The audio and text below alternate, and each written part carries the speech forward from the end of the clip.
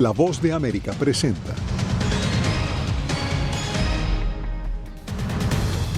Mediación estadounidense logra que Nicaragua libere 135 presos políticos. A Guatemala llegó el avión con los excarcelados. Les contamos quiénes son y cuál es su situación. Un niño mexicano entre las víctimas del tiroteo en escuela de Atlanta. El sospechoso, otro menor de edad, ya está tras las rejas. Y a menos de una semana para el debate presidencial, Kamala Harris y Donald Trump acuerdan las reglas del encuentro.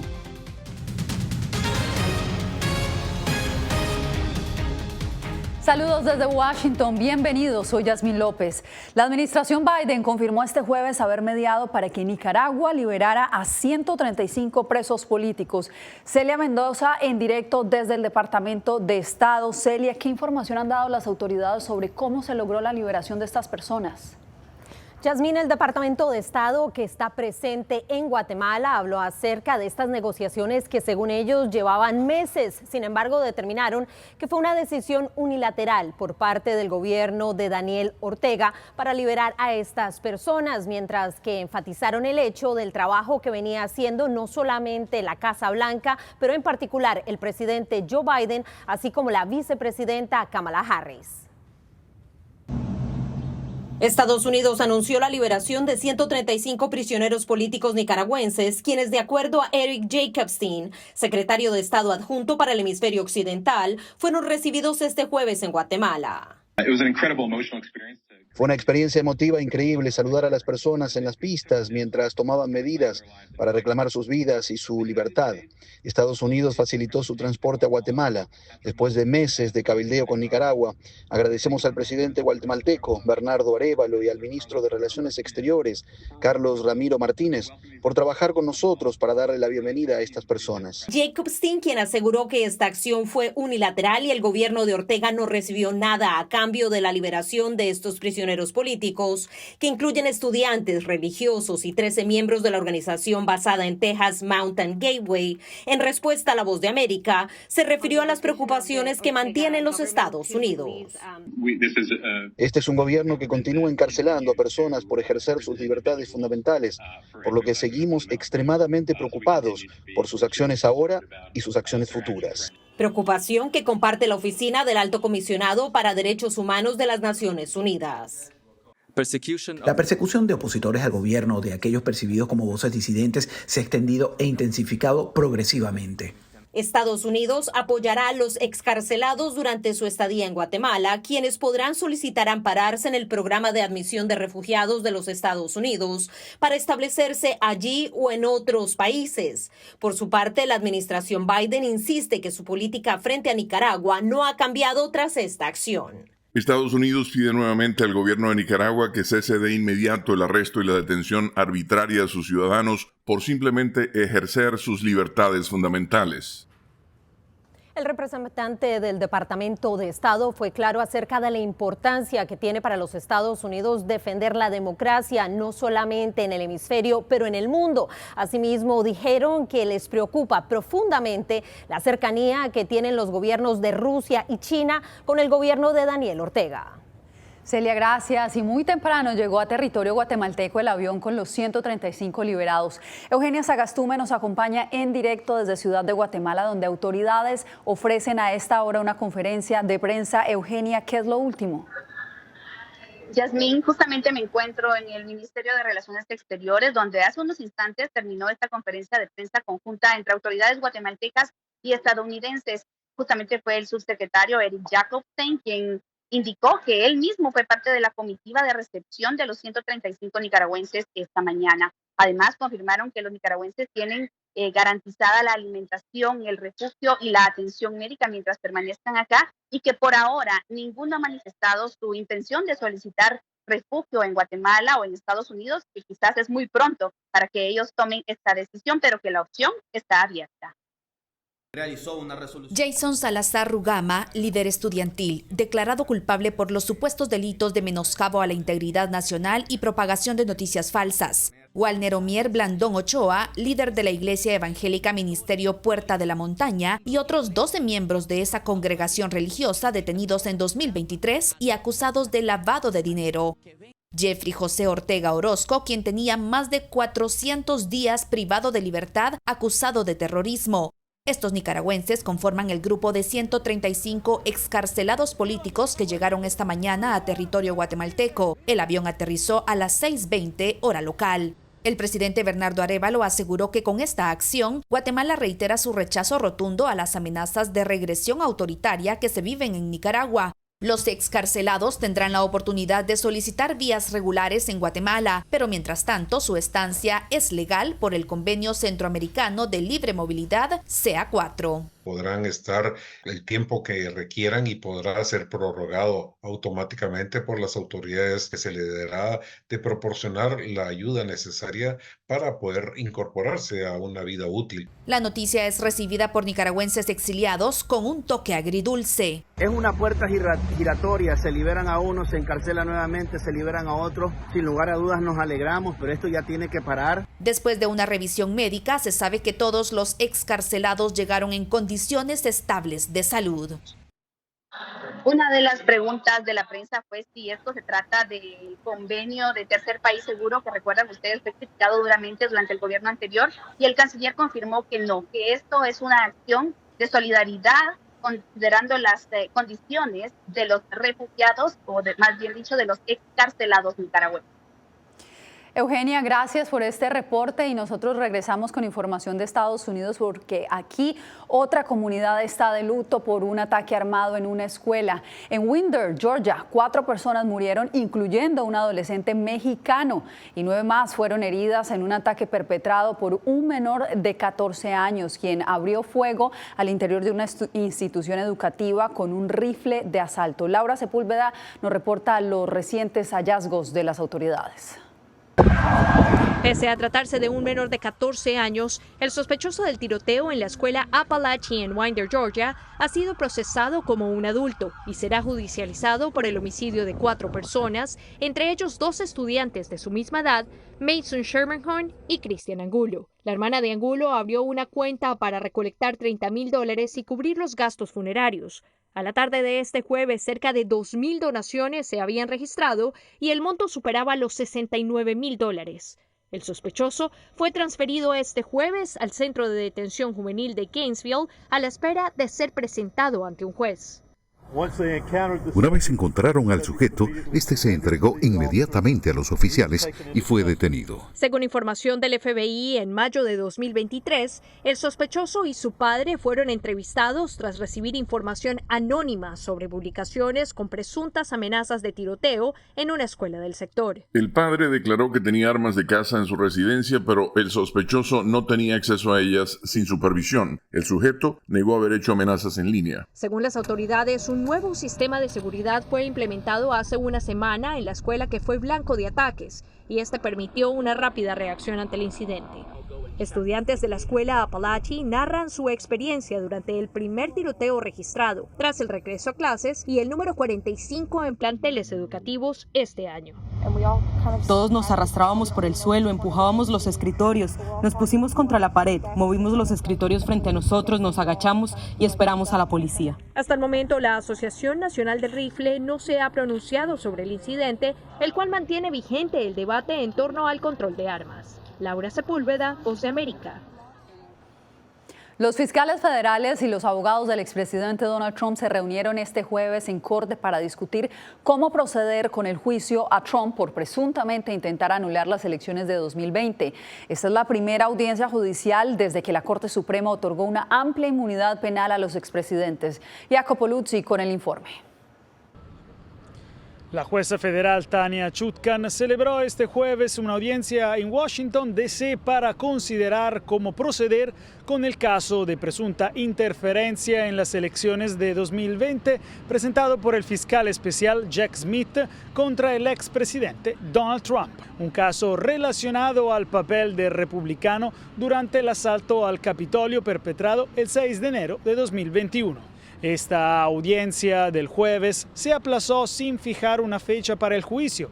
El abogado de Trump y la jueza Chutkan discutieron sobre el momento de las presentaciones clave en el caso y la magistrada dijo que la elección no es relevante para el juicio ni su fecha después de que el equipo de Trump intentara posponerlo hasta mediados de diciembre. A este tribunal no le preocupa el calendario electoral. Estamos hablando de la presidencia de Estados Unidos. No estoy hablando de la presidencia. Estoy hablando de una acusación formal por 4 cargos. Esta fue la primera audiencia judicial desde la histórica decisión en julio de la Corte Suprema sobre la inmunidad otorgada a los presidentes de Estados Unidos por sus actividades oficiales y la posterior acusación revisada del fiscal especial.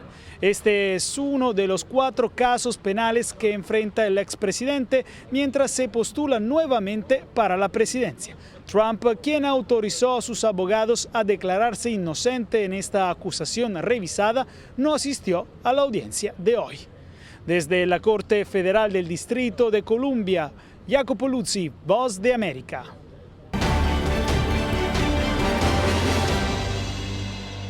Faltan 61 días para el 5 de noviembre y comienza la cuenta regresiva para las elecciones presidenciales aquí en Estados Unidos.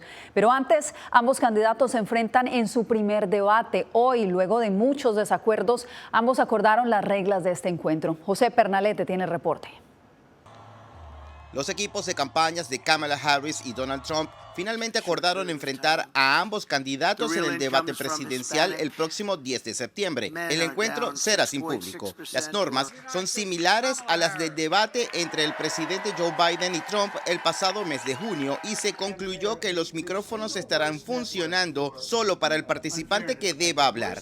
Mientras llega el día de este encuentro que se celebrará en Filadelfia, la campaña sigue enfocándose en la economía. Desde Nueva York, el aspirante republicano dijo que su oponente es responsable del desastre económico en la nación. 1,3 millones de trabajadores se han quedado sin empleo en los últimos 12 meses. No sé si alguien sabe que la familia estadounidense típica ha perdido más de $28,000 debido a la inflación galopante. Mientras tanto, la candidata demócrata se comprometió a estimular a los propietarios de negocios emergentes. A través de redes sociales compartió su propuesta para reducir trámites burocráticos, mejorar los procesos estatales de licencias en zonificación y modernizar regulaciones. Por eso, parte de mi plan es ampliar la deducción fiscal para empresas emergentes a $50,000. Es básicamente una reducción de impuestos para iniciar una pequeña empresa.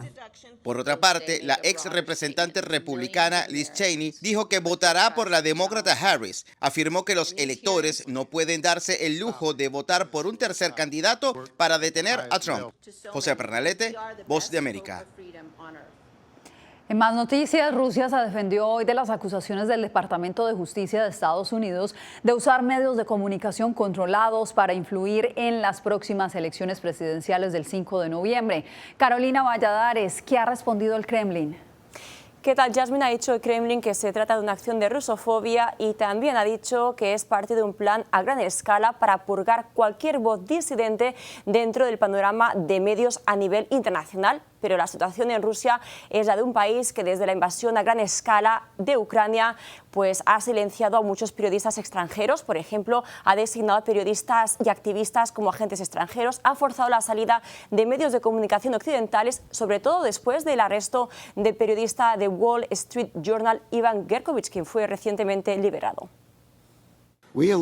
Tras las acusaciones de Estados Unidos contra Rusia por interferencia electoral, hoy fue el turno del Kremlin, que calificó las recientes sanciones de la administración Biden contra medios estatales rusos y los cargos penales contra sus empleados como un ataque a la identidad rusa.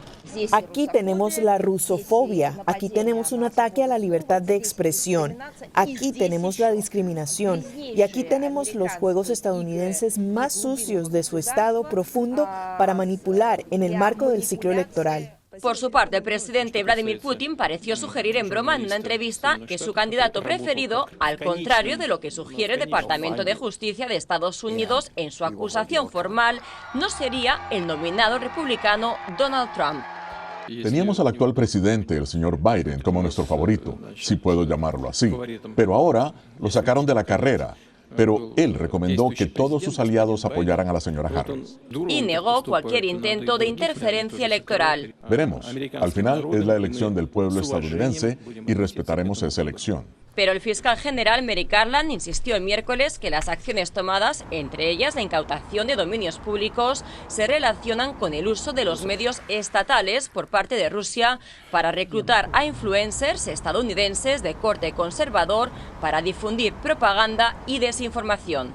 El Ministerio de Asuntos Exteriores de Rusia dijo que las medidas de Estados Unidos eran parte de un plan para purgar cualquier voz disidente del panorama mediático mundial y avivar los temores entre los votantes estadounidenses sobre Rusia como un enemigo externo.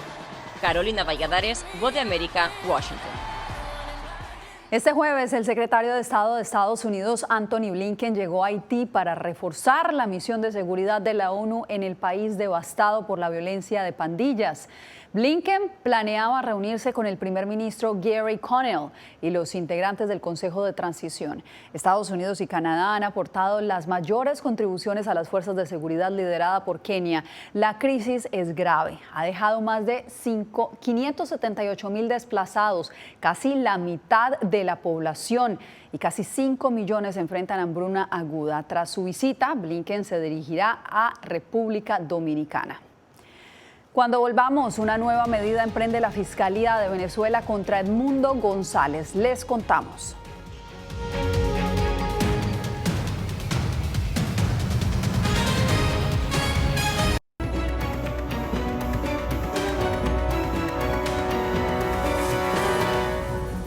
La Fiscalía venezolana acusó al opositor Edmundo González de obstaculizar la justicia. Adriana Núñez Rabascal nos da los pormenores. El fiscal general Tarek William Saab señala que Edmundo González fue presionado para no asistir a los llamados de la justicia y que está fuera de lugar la comunicación que envió su abogado José Vicente Haro denunciando falta de garantías para el opositor. Y dice que es inocente. Si usted es inocente, ¿por qué no vino a la primera citación, a la segunda citación, a la tercera citación? Entonces luego envía una carta. El funcionario nuevamente responsabiliza tanto a González como a la líder opositora María Corina Machado de los crímenes registrados en medio de las protestas postelectorales. Son los autores intelectuales de la muerte de 27 venezolanos durante los días posteriores al 28 de julio. Luego de esta declaración, Machado envió un mensaje en sus redes sociales en el que acusa al fiscal de ser un brazo de la persecución y el terrorismo de Estado en Venezuela. Además, asume la responsabilidad por la publicación en Internet de las actas electorales que le dan la victoria a González. Más temprano, Machado pidió a Estados Unidos aumentar la presión sobre Maduro y su círculo para que se vean forzados a negociar su salida. Ciertamente creo que Estados Unidos debería hacer mucho más, y yo he sido muy clara con ellos y con otros países. Creo que los autores de violaciones de derechos humanos y crímenes contra la humanidad deberían saber que tendrán que rendir cuentas. El fiscal general informó que el militar estadounidense detenido en Venezuela entró al país de manera ilegal y que también tiene nacionalidad mexicana. Adriana Núñez Rabascal, Voz de América, Caracas. Ante el Consejo de Seguridad de Naciones Unidas fue llevada la nueva crisis política de Venezuela. El representante de Ecuador ante el organismo, José de la Gasca, expuso el caso durante una sesión este jueves, donde argumentó que la escalada de las tensiones representa una amenaza para la estabilidad y seguridad regional. Y creemos que la escalada de tensiones en Venezuela ha hecho necesario que el Consejo de Seguridad conozca sobre la situación de Venezuela a través de los informes que nos presenta la Secretaría General, precisamente en un rol preventivo y de defensa de los principios de la Carta. Esto ha hecho que nos reunamos esta mañana. Las posiciones han sido, en algunos casos, favorables a entender una situación como esta. Entendemos las divisiones naturales del Consejo, pero todos estamos de acuerdo, la mayoría estamos de acuerdo en que las situaciones que tienen que ver con la paz regional son situaciones que tienen que conocerse.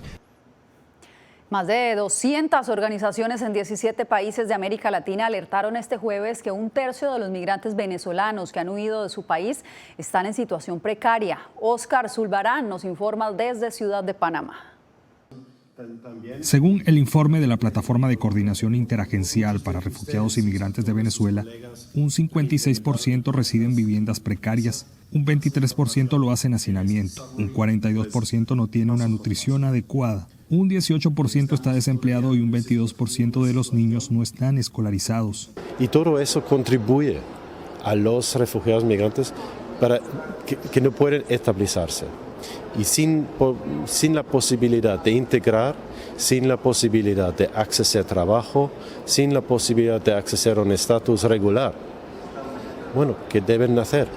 Van a buscar otro lugar, y por eso observamos cada año más los movimientos sucesivos, los movimientos de tránsito de un país de acogida a un otro. Con este panorama, según los expertos, los países de la región no estarían preparados para un nuevo desplazamiento forzado de migrantes venezolanos. Evidentemente es un desafío, estamos hablando de que podrían ser 10.4 millones, o sea, no estamos hablando de que sea solamente la agudización como un nuevo pico, estamos hablando de un nuevo récord. Por supuesto, creo que la región no está preparada para afrontar ese reto en este momento, pero además porque nos encontramos en una región que todavía no ha superado incluso las consecuencias de la pandemia. El estudio sobre la situación de los migrantes y refugiados será la base de un plan regional de respuesta que será presentado en diciembre de 2024. Oscar Zulbarán, Voz de América, Panamá.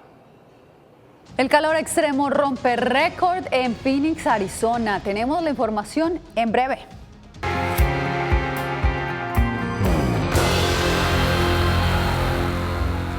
Ya es septiembre, pero el calor extremo sigue azotando gran parte de Estados Unidos. Phoenix, en Arizona, impuso un nuevo récord que puede tener consecuencias mortales. Rubén Pereira tiene la historia. Más de 100 días consecutivos con temperaturas que superan los 38 grados Celsius es el nuevo récord establecido en Phoenix, Arizona. Allí vive Hilda, quien padece anemia. No puedo respirar, de repente se me baja la presión y de repente me tengo que parar y o sea, ya son mis síntomas en ese momento y digo, ok, debo de parar.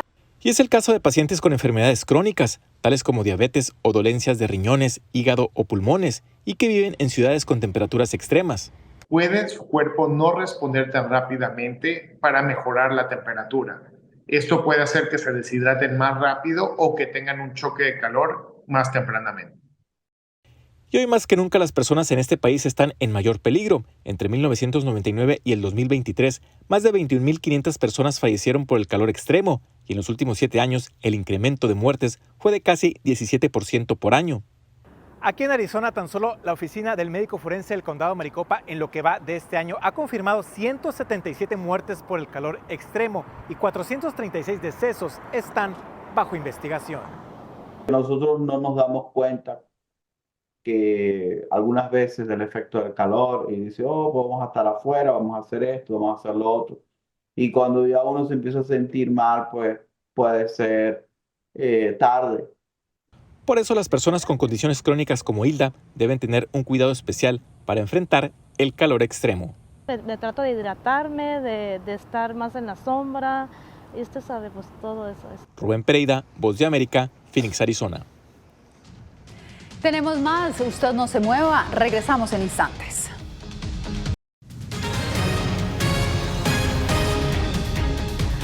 Después de 30 años bajo las aguas, volvió a emerger a la superficie un antiguo pueblo griego. El calor y la sequía prolongada en Calio expuso casas, una escuela y hasta la iglesia reapareció a medida que los niveles del agua caen en picado. Los residentes se preguntan si están viendo el regreso de Calio o si será una advertencia de lo que podría traer el futuro. Mientras tanto, Grecia enfrenta un desafío aún mayor: ¿cómo gestionar el agua en medio de esta crisis climática? Con esto me despido por hoy.